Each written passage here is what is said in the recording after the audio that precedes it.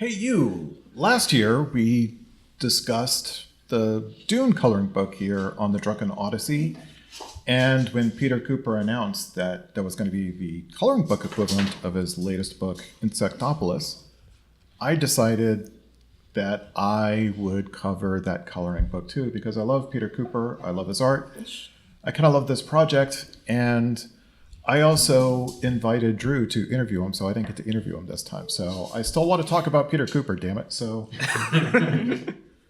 we are gathered here with Drew Barth, who is the comic book reviewer for the Drunken Odyssey. Yeah, that's what I do. That's not your voice. It can be, depending on the day.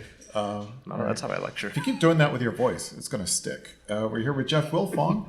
Hello. Who sometimes edits the Drunken Odyssey, and he's an extraordinary visual artist whose work I can't afford, but someday. And our correspondent, Samantha Nickerson. Hello. All right, so let's get coloring while Drew, you can kind of introduce us to the premise of the book.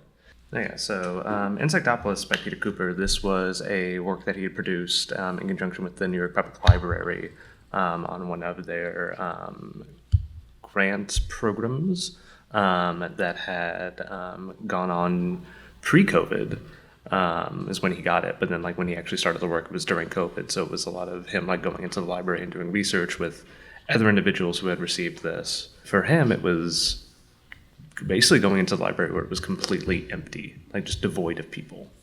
Because it's like still got a social distance because this is like in the middle of 2020. So a lot of the premise of this book was like thinking about that, but then also utilizing that as a means of like talking about some of the insect life and thinking about ways in which like humanity is intrinsically tied to the insects in the kingdom of that, and just kind of creating an exhibit throughout the library that kind of viewed all of that, like insects throughout history and everything, and how that interacts with, humanity, and really making a fun thing of it. Since that exhibit has ended, he then went on to create this piece as essentially like the book of the exhibit for the most part. And then that's where we are now, because it is a very interesting look at the history of insects, how we have dealt with them, but also the ways in which we're negatively dealing with them. So it's a fun time. Yeah, so the library was a place, all right, so start coloring, everybody. The library was a place where he could do research, and then he got lonely. Because it was him and a few other residents, and they weren't supposed to hang out, right? Yeah. So he got the bright idea, well, what if I just imagine filling the library with all of these insects? Not all of whom have an especially New York story to tell. Some are very individual stories. Some have individual stories, but it's also kind of the global story of insects and trying to get us to appreciate, their role in, how our planet works. Mm-hmm. Yeah, the functioning of insects, like what they essentially like contribute to the world, and the ways in which we cohabitate with them, but also the ways in which we have been doing awful things with them. There's a really good chapter in here on cicadas that I think demonstrates that like really, really well. Honestly, one of the like sadder chapters in the book, considering the life cycle of the cicada, with the trees that they are essentially like tied to for 10, 17, 20 years, depending on the life cycle of that particular brood. And whether or not we mow down all the trees. Yep. We can bring in the Joni Mitchell of take paradise, put up a parking lot, and that's kind of what we do with a lot of these trees. And so it is a lonely, lonely life for the cicada once something like that happens, because now they can't even get out of the ground. And a lot of waiting. It's so much waiting. They do like 17 and 13 years. Mm-hmm. They do like long spans of time of just like. Well, they do it because there's less chance of more than one brood being active at a time if they do it in a certain number of years. Mm-hmm. And so it's just like a natural thing that they do, which is really interesting. Mm-hmm. I'm just like thinking of it in terms of like the time scope and the frame of like just sitting underground for most of my life. There's a really good YouTube video about it, put on by the BBC mathematician over there. They have the best like educational YouTube videos, in my opinion. There's more that I gotta get into. Again, though, the book is. He also does a really fun thing where he brings in essentially the ghosts of Vladimir Nabokov and Osamu Tezuka to talk about like the ways in which many artists had interacted with insects across time as well. Oh, that's cool. Which is really fun. Because basically, Nabokov would have gone into like the study of insects because he was a brilliant illustrator, but got into writing instead. Same thing with Osamu Tezuka as well, creator of like Astro Boy and manga as we know it. Oh, wow. Mm-hmm.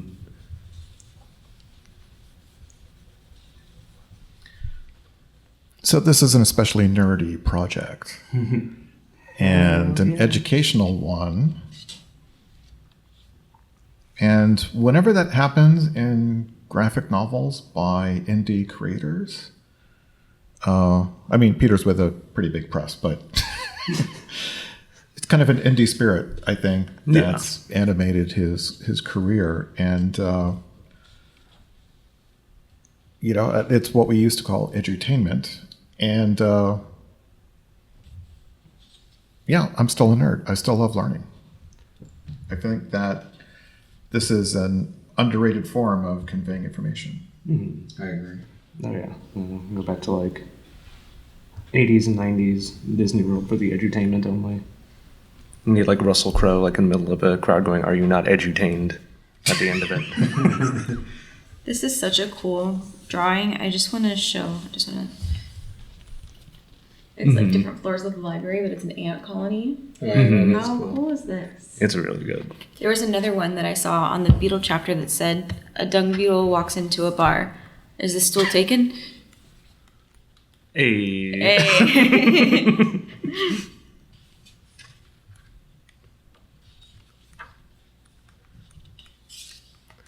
I mean, it does another couple of really clever things that not only is he talking about like the hidden world of like the insects and everything, but also some of the hidden worlds of some people who ended up studying them. A lot of like women in the field who were just never given like any credit at all over their work, and like bringing those stories to light, especially the ones that are like, generation apart. And so there's, again, going back to like the edutainment of seeing not just the insects themselves, but also like the people who love them and want to like bring that out. And then Peter kind of like compiling it all together into a really fun like means of conveying the information, which I think is the fun thing about comic books. This one has two heads. Confused me for a sec. That what? This caterpillar. Okay. Mm-hmm. One side's eating a leaf, the other side's eating a leaf. So I was like, which side is the head? They're both eating leaves, so I guess there you have two heads. So I have a feeling Samantha's going to do everything she can to win, even though I keep telling her with coloring books it's not a competition. No, it's... And I've already entered the let's turn this into slop art phase since I have almost no fine motor skills whatsoever. So mine is going to be ugly, but I'm going to do my best to make it interesting.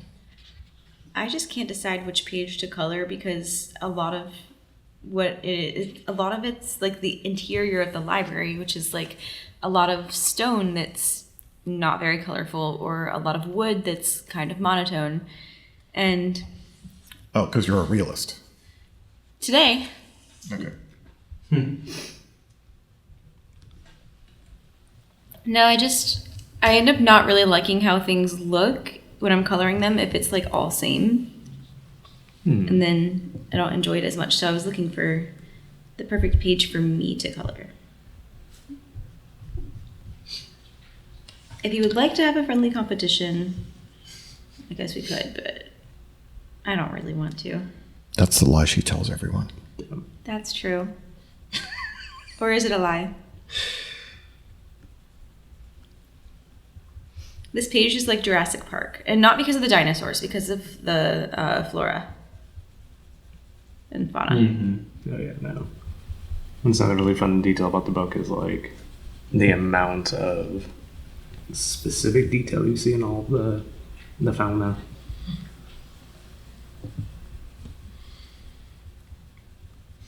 So, is the coloring book a compilation of what's in the book, or is it the book just without colors? I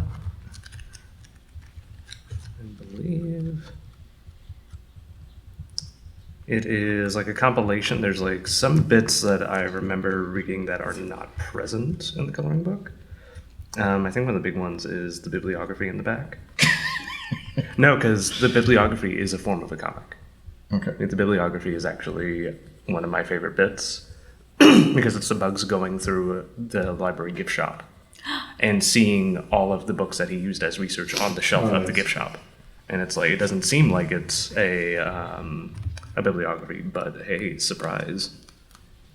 Guess what? You can do further research here. But perhaps not the most fun thing to color. I mean,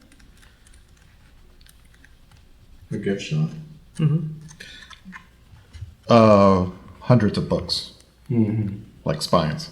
I was asked to do a mural of a like bookshelf on the side of one of the buildings downtown, and like if you can imagine like all the colors and all the work that would go into it. No, all the books are banned. Orlando was like, no, you're too expensive.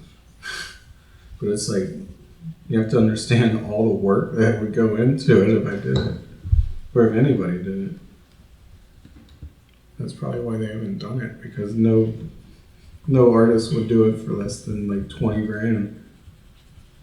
How long do you think it would have taken? Probably a week. It's a long time. All the supplies, and you're Exactly. outside, and so I'll do it only in the winter time. Right. Like you have to get permits, you have to rent lifts, all that stuff. do you use spray paint when you do murals? No, I don't. My background is in scenic, so I'm like comfortable using like outdoor acrylic paint. There's like specific brands that scenic artists use and scenic companies use, and that's probably where I would have gone. If I got the paint, that's what I would use, because it's made to be out in the elements. It's made to be sat on or whatever when you're in a theme park.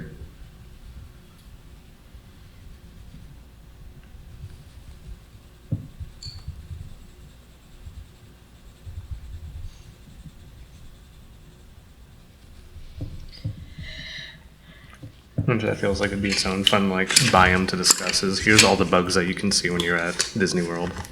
Right. I think I chose the wrong green for a palm tree.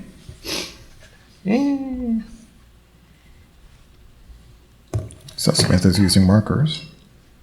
Universal used to have Honey, I Shrunk the Kids section. I think that's at That was Hollywood Disney. Studios. Yeah. Oh, was Disney it? World, yeah. Sorry. No, it's fine. No, and they didn't throw you out if you were an adult trying to, kick kids off of the slide.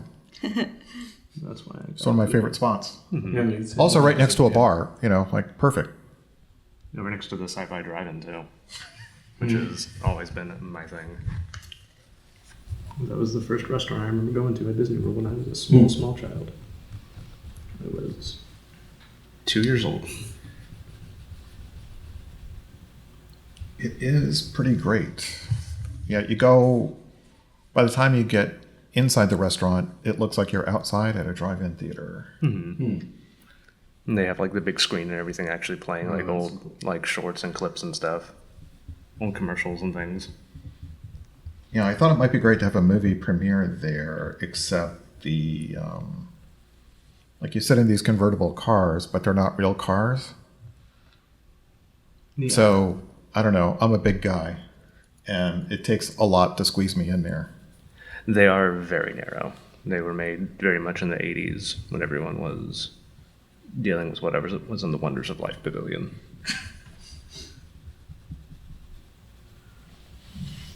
During the pandemic, a lot of theaters started projecting movies on the side of their building, and you could go and like a drive-in. I went to a few of them. It was fun. There's only like a handful of drive-ins like still like actually around in Florida. Yeah. Who wants to sit outside in Florida?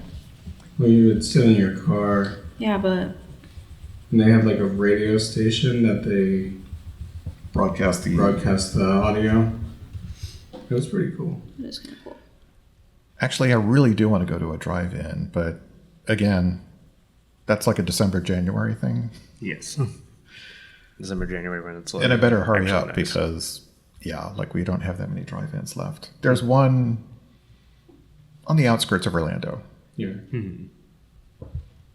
I have to hope they'll be showing something I'll The only actually one tolerate watching. I can remember still going is in Lakeland, I thought. Or Winter Haven. One of those types of places. Yeah, I think it's out there.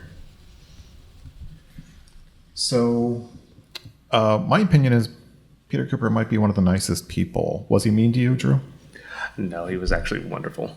Like, before we hit the recording, we were both like finishing up lunch, and he's like, "I got my peanut butter and jelly on my toast," and I'm like, "That's what I was been eating for like 20 years." Are people you interview sometimes mean? I've never interviewed a mean person. I haven't yet. either. I mean, yet. I've done very few interviews. Well, your Miami Book Fair interview with Brian Michael Bendis, I thought I was going to get yelled at because you were taking so long. Well, see, So, I guess we it's a didn't good get yelled at sign. by him though. No. But it was me who was going to get yelled at. So first of all, yeah, like Sorry. Yeah, it's awkward when you're doing the interview because I don't want to keep looking at my watch. Like, what time is it? They'd be like, "All right, come on, Brian, hurry it up." Do you think palm tree leaves are the same shade of green on the like top side and the underside, or are they Nope. different? I think they're different. Are they lighter or darker on the underside?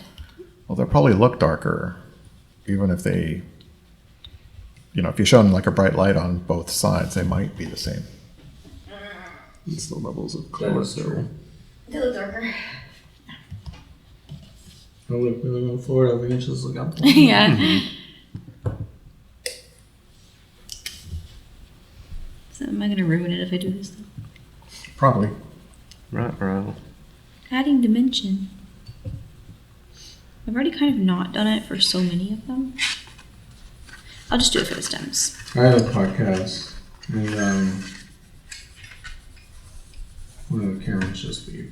Oh no. I had an author on, a local author, named Brian something. I can't remember his last name. We were, like, most of the time when I did a interview, I knew the person pretty well, but there were a handful of them where I didn't know them, and like I knew him from like the convention circuit, so like mainly horror conventions because I'm not really into comics and stuff. But like I asked him to come on, and he comes on, and we're talking at the very beginning, and he's like, "Well, I just want you to know that this isn't going to go how you thought it would." And I was like, "Oh, okay, let's go. Let's have this conversation. I don't care. I'm not worried. Like, that's what this is all about. Is that girl with the- It wasn't my podcast wasn't really interview based. It was more like conversation based. I knew enough information to keep the conversation going about the person, but for the most part, it was like conversation. So was he confrontational? Yeah, a little bit. And I was like, this is interesting, but whatever. Like he came in wanting to be confrontational? I think so. Why? I don't know. It's like me. Because he's so edgy, man. I think a lot of it was like he was very right leaning, Oh. and most of the listeners and most of the people I had on were not. Oh, dear Lord. I think I know who you're talking about. Do you? Yeah. And I was like, Was your podcast political? no, Well, what's his deal? no, I don't know. I did have like politicians on, but yeah. And is that podcast still available? I'm not sure. I haven't like looked into it in a while. I know they It was last Dub Your time I Mind. checked it was. It was Dub Your Mind. Yeah. How did you I guys? think you had that brilliant John King fellow on there at one point. I did. Me How- and John Mm-hmm. at the Kerouac House. Okay. I went to one of the typewriter writing things. Oh, those are fun. Yeah. And he was sitting on the porch. And I was wearing a Skinny Puppy shirt, and he commented. And I was like, oh, you know Skinny Puppy. I thought I saw your brother yesterday, but I got closer and it wasn't him, so I was glad I didn't get even closer.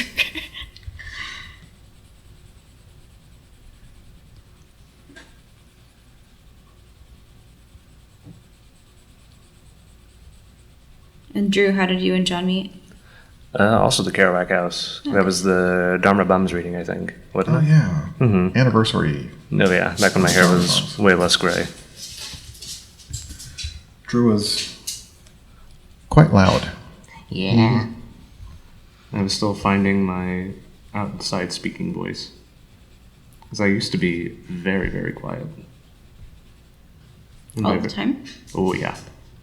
And then I had to start teaching, and I'm like, well, Mm. I gotta project now. And it was having to figure out, like, okay, how do I speak out loud without making it sound like I'm yelling? It's hard, actually. It takes balance. Yeah. And it really was does. a big old pain. Yeah. Apparently, I have like such a wide variety of effect on people with my voice, or me in general. For some students, it's like, oh, he's such a wimp and a pushover and whatever, dude. And some people are like, oh my God, he's like a guru. He's like the sensei of the classroom. And then some people are like, how does anyone let someone that evil just walk around in public? And I'm like, it's the same behavior, like so many different responses. And there's no way to know, like, how a student will respond to, like, how you are as a person. That's right. Mm-hmm. That's right. I also learned early on that a student may look pissed off at me for a whole semester, and like they're perfectly contented and thrilled at how much education they're getting out of a class. And then there's a student smiling at me, and it's like, oh, that person hated my guts the whole time. I don't know. My favorite response from a student was, I have to go back to the 3rd grade to learn reading comprehension. Whoa.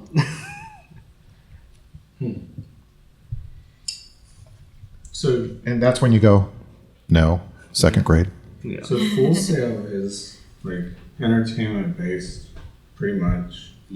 And I wonder, like, do a lot of students come there expecting to learn, like, writing and stuff? You know what I mean? Like, I'm sure it's like on their curriculum or whatever, but do they come there like ready to learn about writing and stuff, or is it more like a To answer your question, Jeff, I think a lot of the writing students, correct me if you think I'm wrong, Drew, you know they want to tell stories.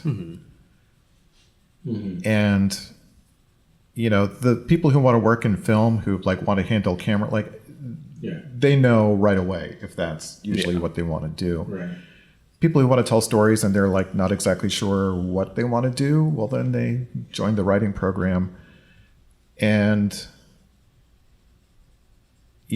it's a more general impulse, and they don't know what they don't know, but they know they don't know things. So Gotcha. part of their job as students, as undergrads, is, okay, if you could just shine a light on what I'm supposed to be in the dark about, Yeah. Gotcha.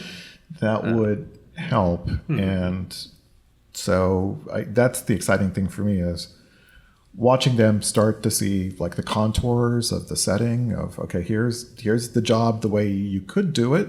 Right. If you want to write books, here are things you need to know. If you want to write screenplays, here are things you need to know. If you want to write games, here are things you need to know. Gotcha. And it's a lot of different lists. So a lot of students come in thinking, oh, I just want to write vampire novels. And then Yeah.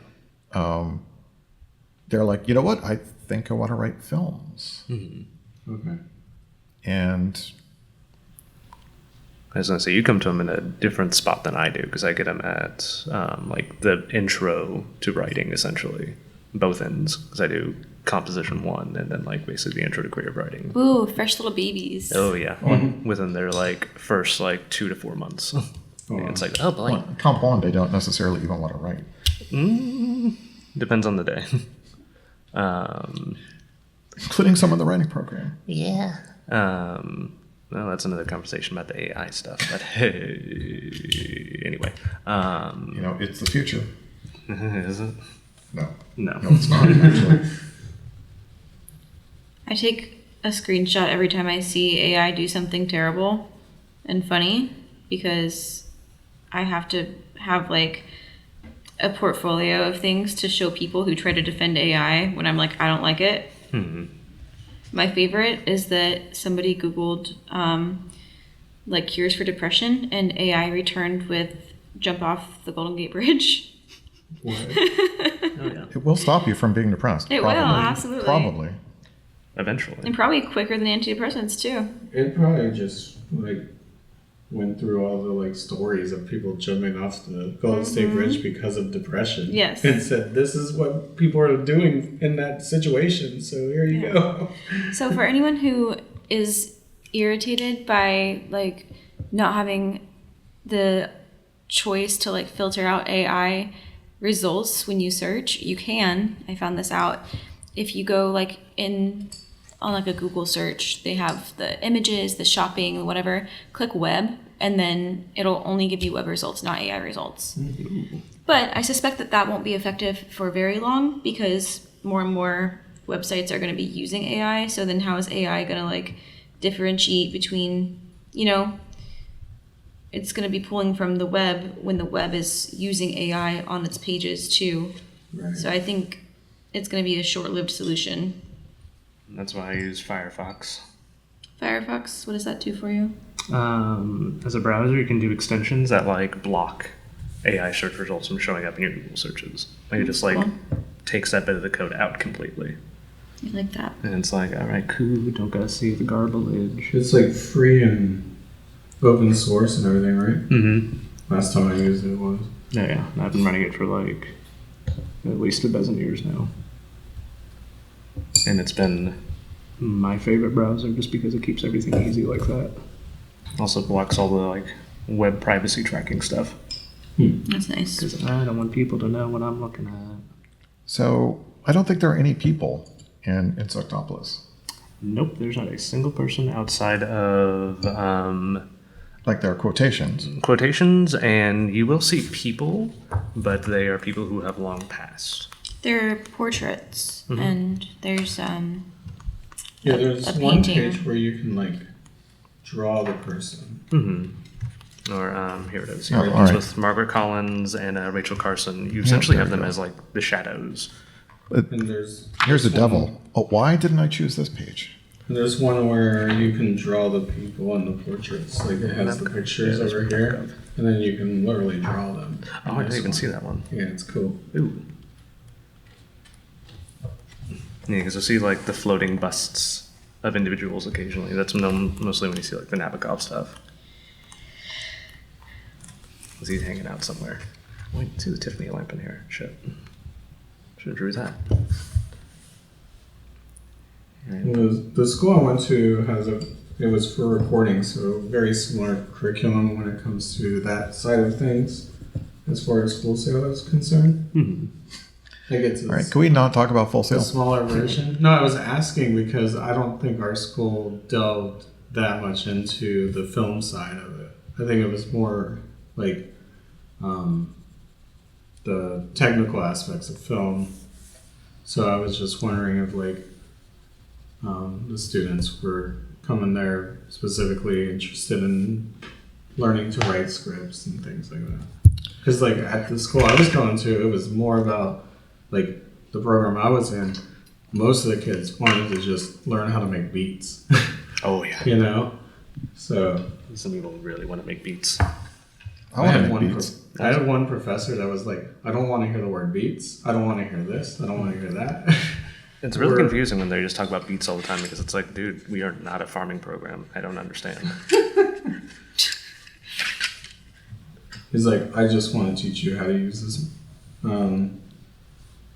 soundboard. That's it. I don't care about beats. I don't care about this. He was a very interesting character. I do think it's difficult to be a teacher and not get grumpy. Yeah. Oh, eventually, yeah. Why is that? I think the repetition has something to do with it.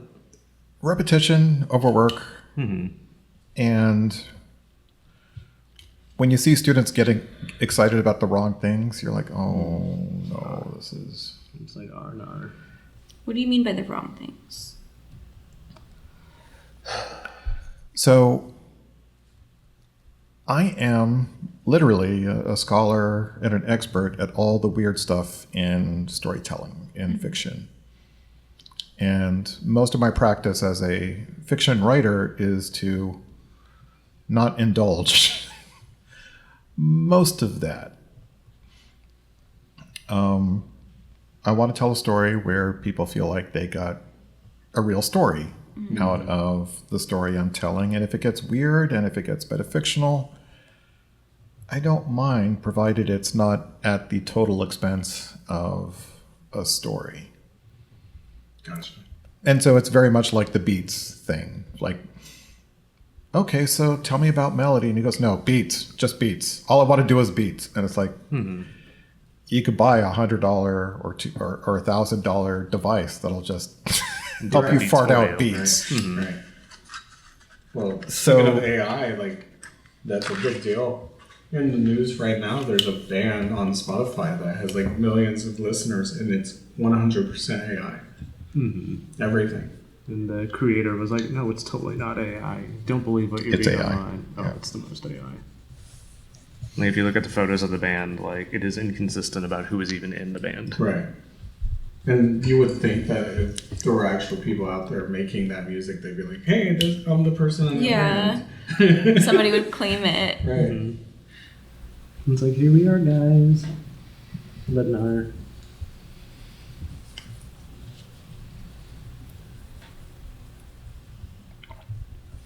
We did the whole, music curriculum thing, like the basics, and they played John Cage's 433 and all the kids in there are like hip hop kids, dubstep kids. They want to make beats, and pretty much half the class just left in the middle of it. You know what John Cage's 433 is? He just sits at a piano and doesn't do anything. For 4 minutes and 4 13 minutes, seconds. 30. Yeah.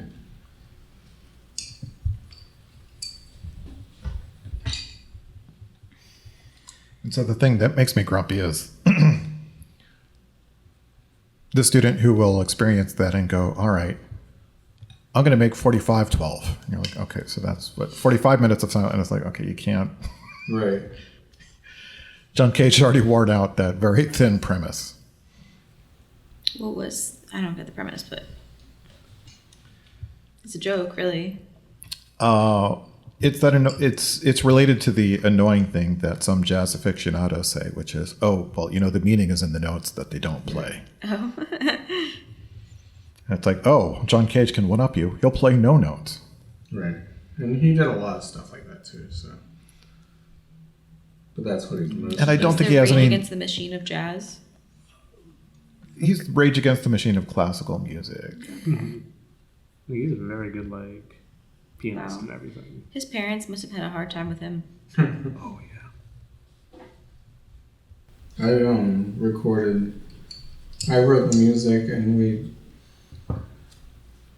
only me and another student out of like 20 had ever played an actual instrument, and he was a drummer, and I could play guitar and bass.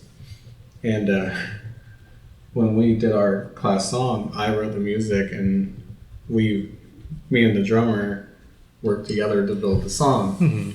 I had a couple of students like in my 210. class. I had a couple of students in the class that said, that's the first time I've ever seen someone play live. What? What?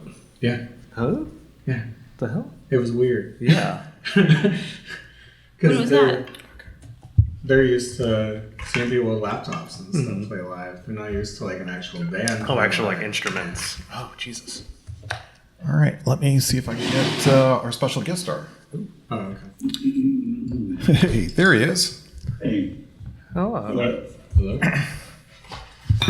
oh no. how you doing? I am sweaty, but I'm here in Florida, which means Yeah.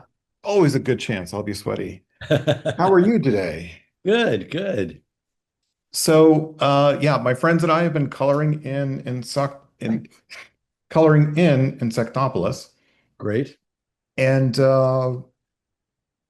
yeah, so you're going to see all the damage I've done to your fine work, No problem. I'm and looking. I wonder how you feel about the creation of a coloring book from your work. I imagine it's both great and maybe a little terrifying.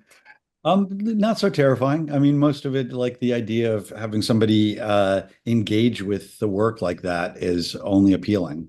And there's the factor of like how much gets colored and the option to color, say, the insects and not the background, or the different ways that people might approach it.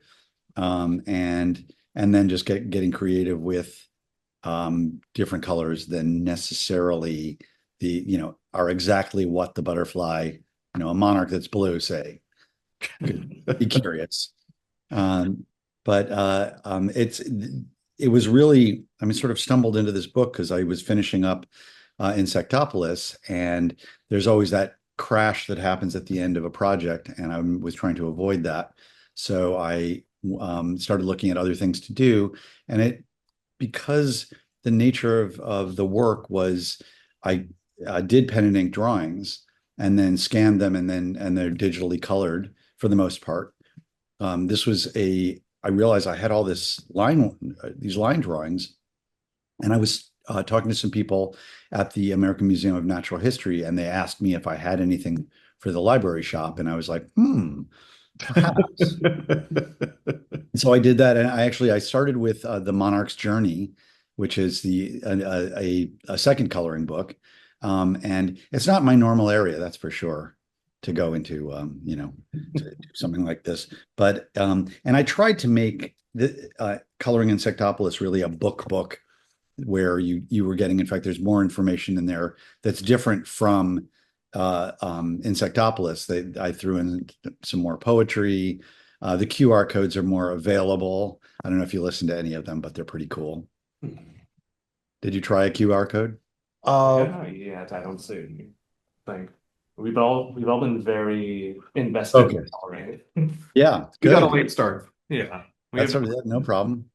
Um, Anyway, no, throughout the book, you'll hit a periodic QR code, and they go to short pieces, interviews with or conversations with famous entomologists talking about their chosen insect.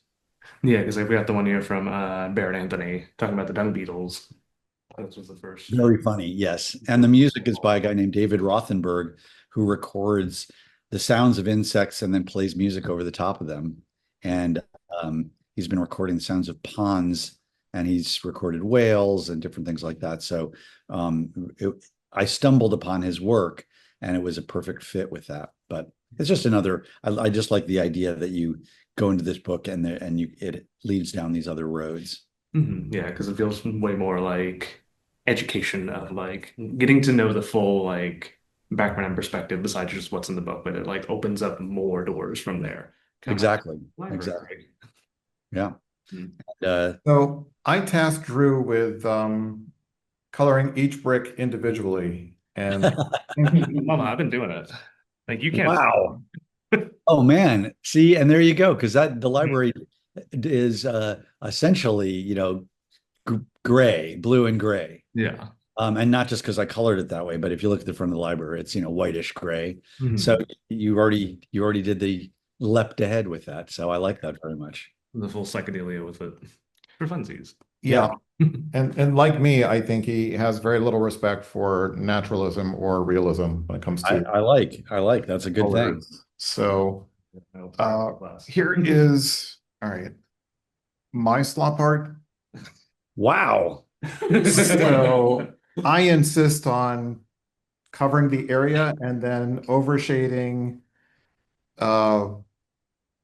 And my overall strategy is, okay, it's not going to be pretty, but it's not going to be dull. That's Well, are you using markers on that, or are you using crayons? These What's are only crayons. crayons? Amazing, because it doesn't look like the brown in the wall looks more somehow like magic marker. But I like the way you made it a night scene suddenly, and also identified the lines on the floor in a much bigger way. If you lift it up a little higher. Yeah, and I'm sober, so this is as good as I could do sober. That would be, yeah, the old drunken coloring book class. Drunken Odysseys. Well, I can't promise I've never been drunk coloring in a comic. All Well, right. that's a good route in. I can't promise I've never been drunk while I drew these. So, hello. So that would be appropriate too. Hello, very nice to meet you. You too? That's Samantha. I'm Hi, Samantha. Samantha. I took a more realistic approach with markers. Oh, you use markers. Oh, look at the brown on that. The liberties I've taken so far, this won't be the last one, but I decided that these little animals are naked mole rats. You know what? That's the correct color. They Oh are, yeah? in fact, yeah. If you look in the book Insectopolis, you'll see them, and they're a kind of bright pink. Nice. So Okay, cool. you nailed it. Good instincts on that. Um, Hello, I'm Jeff, hey, Jeff. and I'm doing the Monarch, which is interesting that you were Wow. talking about. Oh, that's gorgeous. Thank you. So wait, are you watercoloring? No, color pencil. You're getting a lot of nuance in the sky there. Thanks. That looks great. Thank you. I didn't want to do just one shade in the sky. I thought No, it's nice to have like a moving background clouds and all that. So you all didn't reference the Insectopolis book for color ideas? You just went No, I think we just went free form is dove in. I think Drew's the only person who officially has a copy. Okay. Rip off. Oh, and his copy was black and white. Okay, Yeah. so is the recon. You got the that early edition. Yeah, Oh, that's dark. I wouldn't say that's criminal, but you should definitely see the color version of it. But I was figuring these are very much companion books, and that somebody might like reference the color Insectopolis in order to figure out the coloring on this one. But you got a little reference happening on the front cover and a little on the back. Like the back cover, that's the color, the way I colored the butterflies, and the same with the ceiling, which is the whole book is pretty much monochromatic. And I mean monochromatic background, and then the insects are all colored brightly, which I started doing that in my book Ruins, and just because I wanted the monarch butterfly to pop against a blue background. But I realized, like, if I went in and I tried to color everything individually, it would actually be a negative for the reader, because it would just be like this. Every page would be an explosion of too many colors and not knowing where to look. And this way I could focus it by having it be the blue backgrounds, and then the insects would be the identifying color. So that was a happy stumble upon that saved me a tremendous amount of time, but to good end. Well, I have noticed when I pick up modern superhero comic books, half the time there's so much detail in the coloring that I'm like, this is a step down from when I was a kid. And on Oh, the there is. non-acid free paper that's going to disintegrate in 5 years was a better experience than having Yep. too much color. Yeah, I mean, the coloring was, you had X number. I did some coloring for Marvel in early in my career, when it was literally you had a photocopy and you had to you'd fill in the color and you'd put a number on it, and then that would be sent to the separation house, and they'd go like, okay, A1 here. And so, you really had some very basic things to use, and it wasn't getting terribly elaborate. I mean, once in a while somebody did go further, but now it's also gone to the point where the black lines are colored, so if somebody's near light, the what would have otherwise been a black line goes into a yellow, and there's all, there's tremendous amount of digital action going on there. And some of it looks good, but a lot of it it can be extra work to arrive at less poorer results. And this was definitely, when I was coloring Insectopolis, I definitely happily had the conclusion early on that it would be that I was only going to hurt the project by getting more Baroque with the coloring. Well, and I love the scale of the illustrations. You've got the problem of these tiny insects and this giant building, and by playing with scale, it makes the insects look fun and wild and interesting and adventurous, right? I mean, if they're in the library, it's an adventure for them. Absolutely. And I love the book. So the first coloring book we did was a coloring book for Dune, Uh-huh. and this is a much different project, and yet I think at least as much fun as Dune is. Oh, good. I'm Me I'm encouraged to hear that. Well, getting to Dune. make a mess in your masterpiece of a book, knowing this is my No copy, I'm mistakes. allowed That's to the make a mess beauty. of. Yeah. There are no mistakes when it comes to coloring books. You can't make a mistake. Probably, I'm glad you're not doing it on the Insectopolis fully colored book just for fun, but I'm sure my nephew will do that at some point.